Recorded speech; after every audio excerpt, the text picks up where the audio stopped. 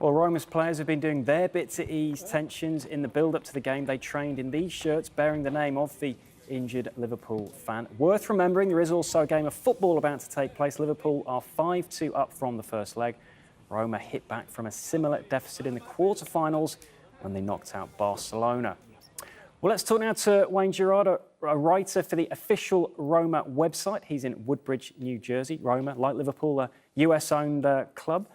Wayne, great to have you with us. Football hooliganism, of course, not isolated to one club or one set of fans, but give us a bit of context as to what happened last week and why perhaps we shouldn't have been too surprised by that incident. Sure. First, we're all really praying for Sean Cox. Every Roma fan I've spoken to has the same sentiment. This is not a particular incident which just makes Roma fans more crazy than others or anything like that. We're all humans, and we're all definitely praying for him.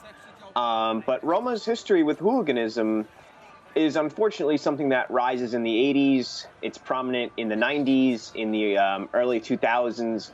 It's also there with something like that's called the Derby of the Dead Child. So it's not.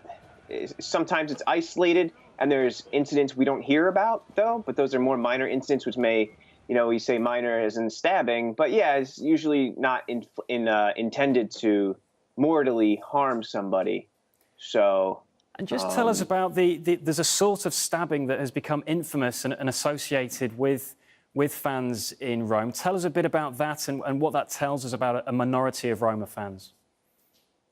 Sure. I think that's something that actually stems back to medieval times, where you would use a knife to stab somebody in the butt. And that's as trivial or as comedic as that sounds, it was meant as a way of kind of overcoming your